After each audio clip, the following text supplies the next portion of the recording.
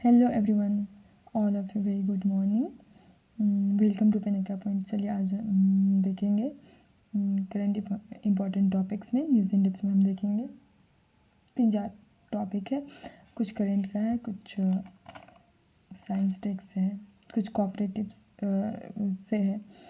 तो चलिए हम देखते हैं एक एक करके। So let's start.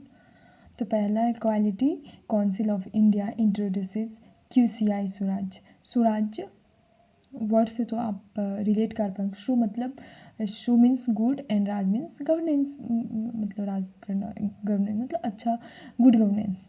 इतना तो समझ में आ रहा है। तो ये क्या है कि QCI जो है,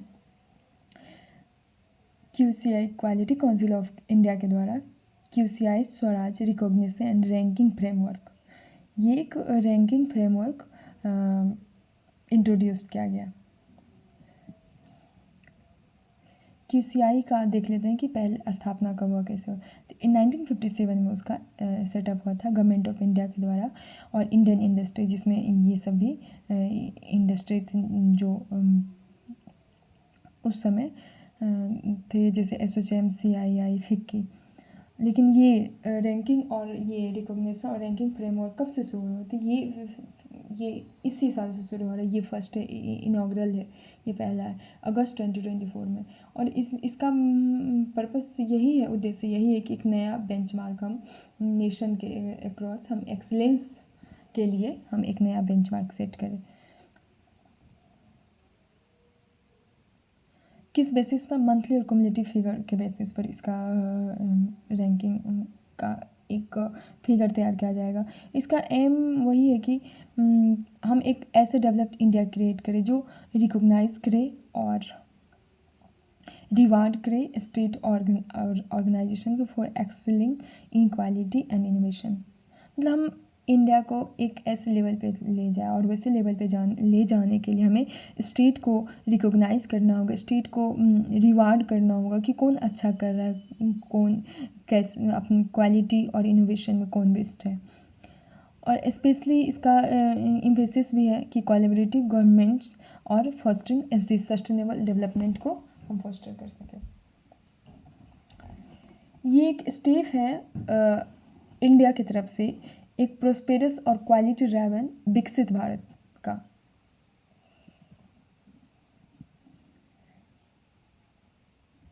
ऐसे भी इंडिया को सेल्फ रिलायंट बनाने का पर जोर दिया जा रहा है। और 2047 तक, if I am not wrong, 2047 तक गोल है, एम है क्या कि इंडिया को सेल्फ रिलायंट बनाएंगे।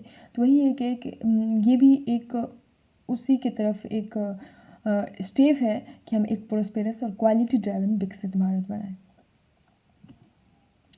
ये 4 पिलर है इसका: शिक्षा, स्वास्थ्य, समृद्धि और सुशासन। शिक्षा, एजुकेशन हो गया। कैसा एजुकेशन? क्वालिटी एजुकेशन हो। स्वास्थ्य, हेल्थ, हेल्थ कैसा होना चाहिए?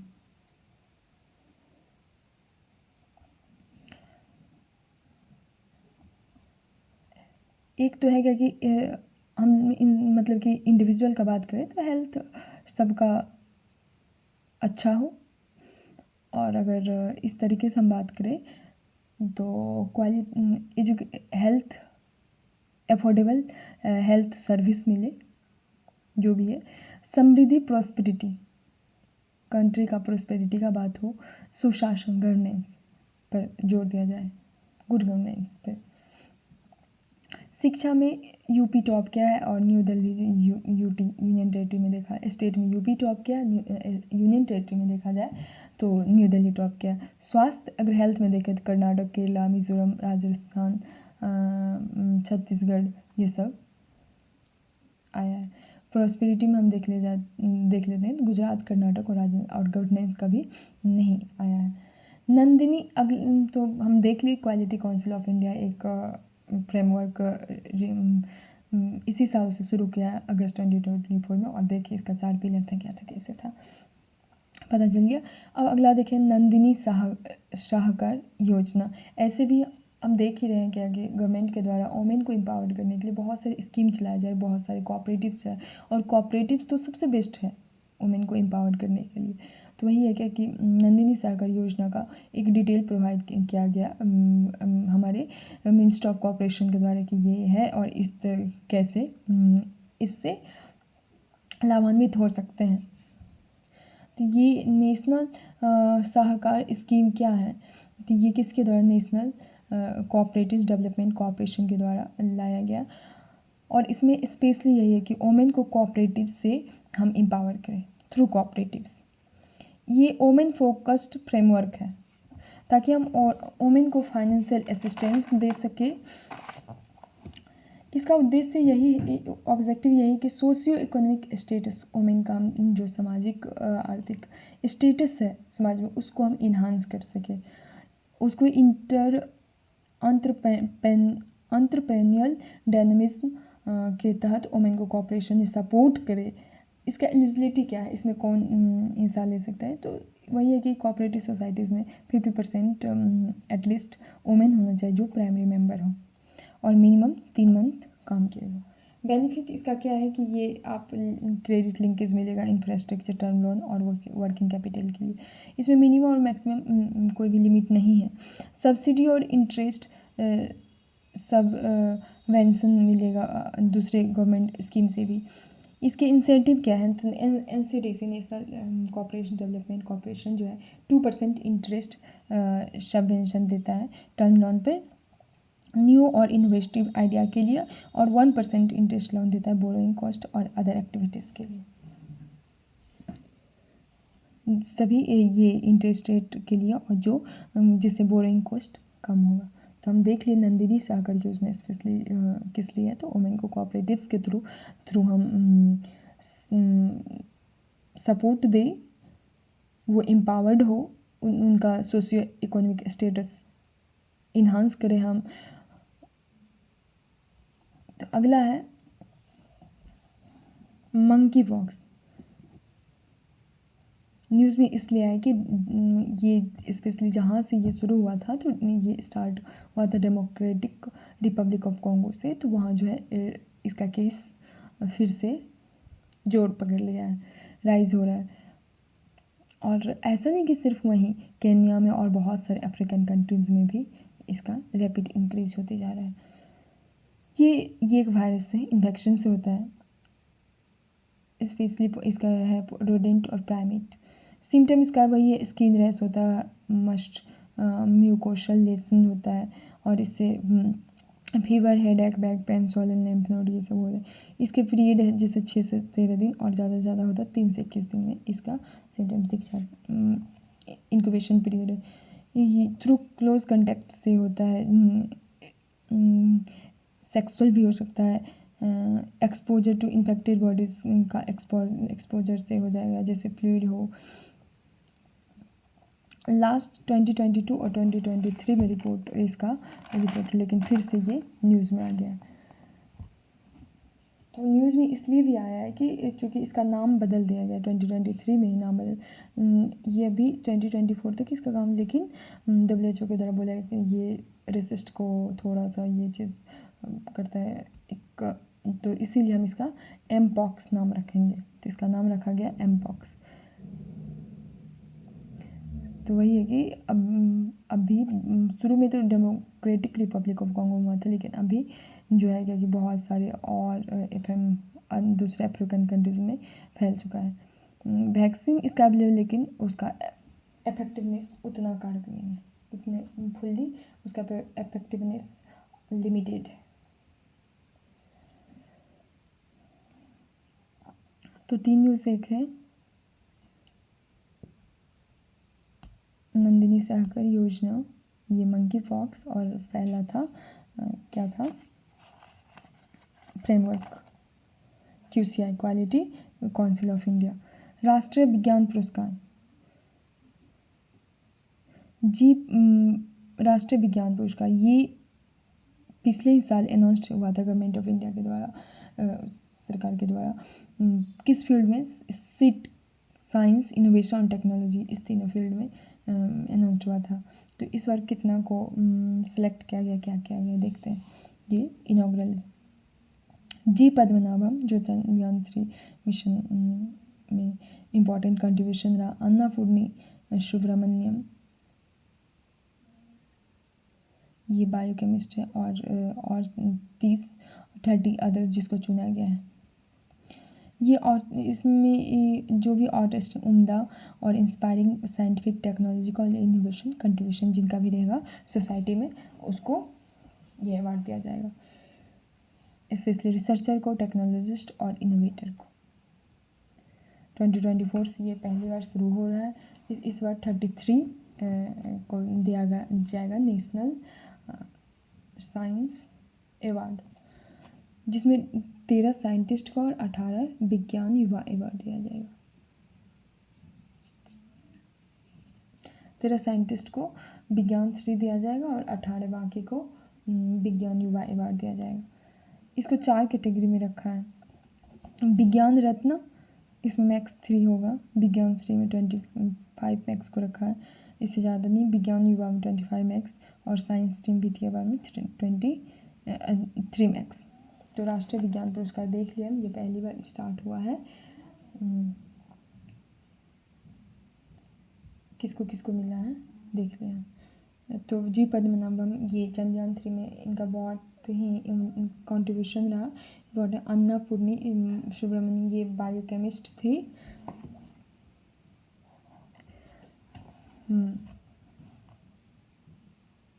तो ये इम्पोर्टेंट, और बाकी सब अब आगे न्यूज़ में आएगा किसको किसको दिया गया। अभी तो बस इस तरीके से अनाउंस्ड हुआ। तो अगला हम देखेंगे rising ozone pollution in urban India, CSE report.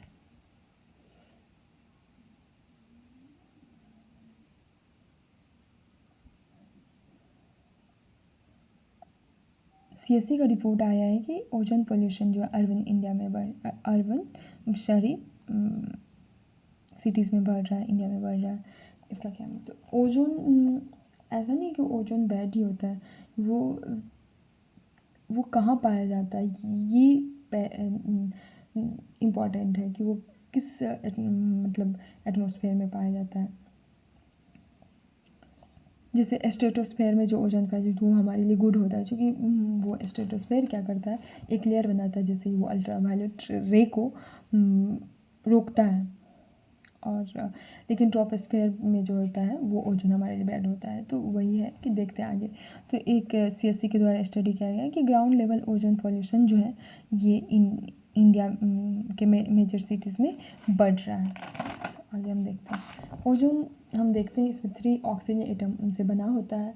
ये अर्थ के अपर एटमॉस्फेयर और ग्राउंड लेवल पर पाया जाता है। अपर एटमॉस्फेयर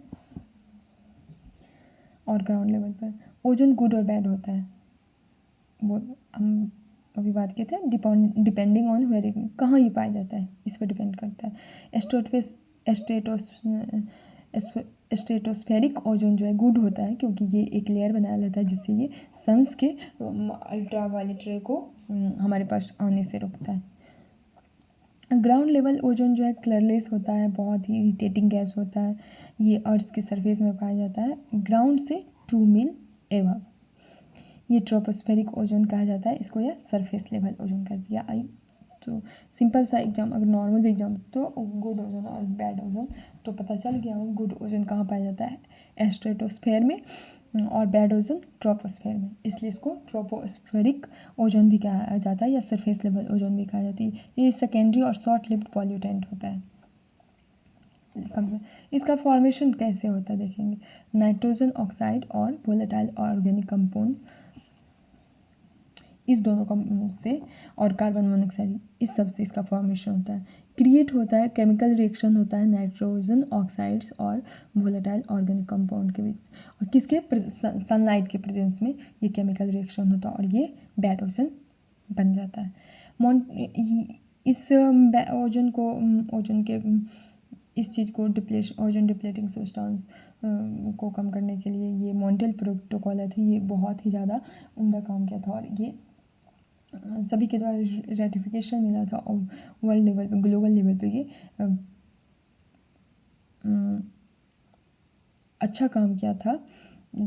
ये शुरू कब हुआ था, 16 सितंबर 19, इसीलिए ओजोन ओजोन डे मनाया जाता है 16 सितंबर को। वन डे एग्ज़ाम अगर हो तो उसमें पूछ लिया जाएगा कि ओजोन डे कब मनाया जाता है, तो 16 सितंबर को।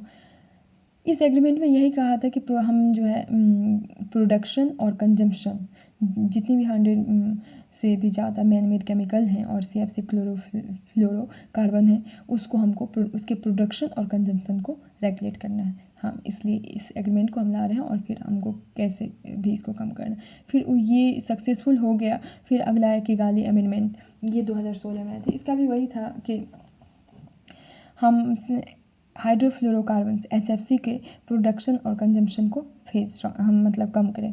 और फिर इसी सब में फिर एयर क्वालिटी इंडेक्स भी आता है इंडिया में। और फिर वही है कि पॉल्यूशन को रेगुलेट करना है, किस सिटीज़ में कितना हो रहा है उस चीज़ को देखना है फिर वो, और हमें उसको कम करने के लिए एक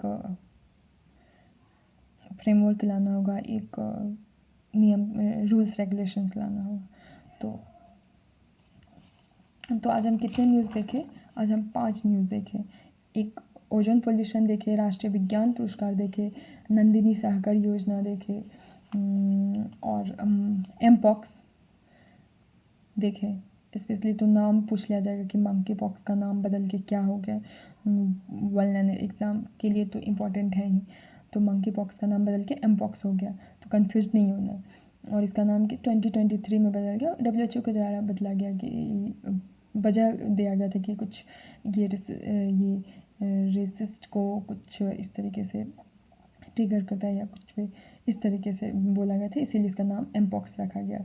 और अभी इसका 2022 में देखा गया था, लेकिन फिर से ये 2024 में एक्टिव हो गया। रिपब्लिक ऑफ कॉन्गो में तो था ही, लेकिन और भी अफ्रीकन कंट्रीज़ में ये धीरे धीरे ये इसका रैपिड इंक्रीजमेंट देखा जा रहा है।